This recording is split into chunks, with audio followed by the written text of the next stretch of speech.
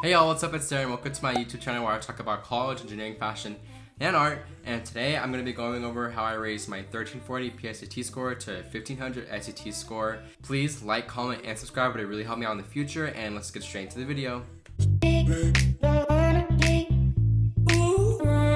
Alright, yeah, so as I mentioned earlier, I took the PSAT when I was a sophomore and I got a 1340. I honestly didn't take the PSAT very seriously and I never studied for it, and I kind of just took it as a test because I saw it as practice. And although I think that is a very fair option to do, you probably should take it seriously or maybe try if you want to, because you can get a lot of scholarship opportunities out of it. One of my scholarship opportunities actually was from my PSAT score. So yeah, if you haven't already taken the PSAT and you're kind of looking into that right now, definitely study for that and prepare for that, because it is a test that could maybe help you in the future, but it is not the end all be all if you took it and didn't get the best score that you want. Today, I'm really going to be focusing on how I improved my SAT score. I took my SAT my junior year during the month of March. I took it once and I received a 1500. I got a 780 in the math and I got a 720 in the evidence-based reading and writing. I think that's what it's called. And I was pretty happy with that score. I only took it once and I thought that was sufficient.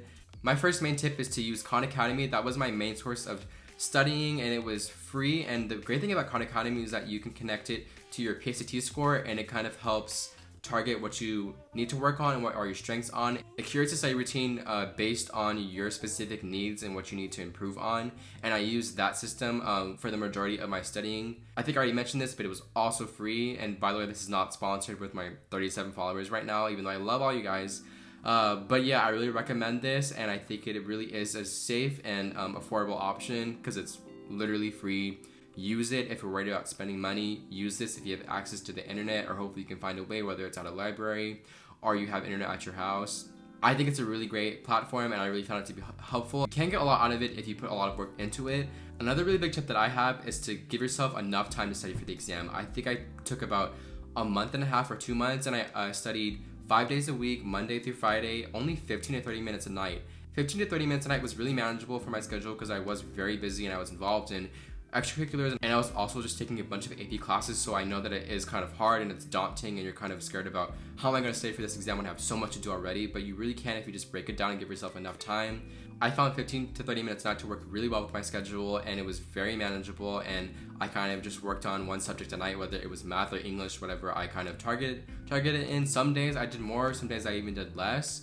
Really just work around it, but if you give yourself enough time, you won't have to cram for the exam, and you really have a lot of exposure to the materials and you get comfortable with just taking the SAT. Another big tip that I have is to kind of expose yourself to as much material as possible, whether that is sample questions or practice tests. I think Khan Academy, you get up to 8 practice tests that you can take. You don't have to take all 8. I wouldn't take them back to back. That's not gonna help you either. It's definitely more beneficial to take them periodically throughout your studying routine, and to see how you're progressing on your studying habits and what you need to work on and what you need to improve on. I think I took 3 practice tests before I took my actual SAT exam, but that was really helpful. And the SAT practice exams are past exams. They're going to be really similar to what you're actually going to be taking on the actual exam practice day, and that will just add to the comfort. It won't be the exact same questions, obviously, but getting familiar with that exam and getting familiar with the format and what it feels like to take it will really help you in the future, and it'll help get those test jitters out and that anxiety out before you even take the exam, and it'll help you do the best you can do on the actual test day. A really big tip that I also have is to not cram the night before your exam. If you're watching this and you have the SAT tomorrow and it's late, go to bed. Don't do it. Turn this video off. Just go to bed. It will not help you. Because let's say you memorized 1 or 2 more formulas from another video, but you're staying up late and you're really tired and you wake up for the exam and you're just grumpy and you're grouty and you're not really focused and you have to take a 5-hour test. You might know that formula really well and you might have memorized it and you might be thankful for it, but you'll probably not work as efficiently and you'll just probably do worse. So definitely get a good night's sleep and eat well before the exam also, because your meal and your sleep before the exam will really influence how well you do, and it really just is important to feel as best as you can, as healthy as you can before you take that really tiring and 5-hour long test. Maybe it's 4 hours, I don't really remember. Another big thing that I found out is that the essay portion isn't super important when you're applying to schools. At least that's what I got, or that's the gist I have. You just kind of have to get a certain score, and then after that it's kind of just for bragging rights, I guess, for the essay, because I know when I was applying to school, it seemed like the actual number scores seemed to be highlighted more than the essay score. I think for the UC system it was maybe like a 16, I think. I'm not actually sure, but there is a bar that you should hopefully achieve. But after that, I wouldn't stress that much if you didn't have a score that was out of this world for the essay portion. But let's say your actual SAT score was something that you're proud of, then I would say that's worth it. Don't retake the exam just for the essay portion. I think for my essay score, I think I got an 18.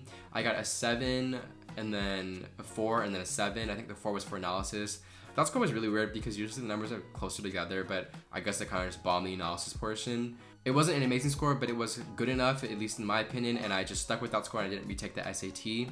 And that's what I turned to the schools, and I ended up doing pretty well in my acceptance ratio. So yeah, definitely don't worry too much about the essay portion. Some final words that I want to say is whether or not you score a 1600 or you get a score that you're maybe not so proud of, at the end of the day, it is just a test score. Standardized testing is a little bit annoying because it really does give advantages to a certain group of people. There's a lot of stuff that we have to fix with that system, but I know that right now it seems very important to you and you just want to do the best that you can, and I totally understand that. But at the end of the day, just do the best that you can and don't emphasize it too much, because academics is just one portion of your college application and testing is just one portion of the academics. It can only help your application. It won't really hurt it. So just do the best that you can. Don't let your SAT score break your dreams of applying to the school that you really want to get into. That's all I have to say for this video. I hope you guys enjoyed it. I hope it was helpful. If you want more tips or tricks, definitely let me know below. I can go into depth about how to write the essay maybe, or how to just improve just math or just English scores. And yeah, please like, comment, and subscribe. Leave suggestions below of future things you want to see, whether it's college related, engineering related, or fashion. I know I haven't really touched on fashion. I'm kind of just doing more academic related stuff right now, but hopefully I get to touch on fashion in the future. And yeah, hope you guys have a great day.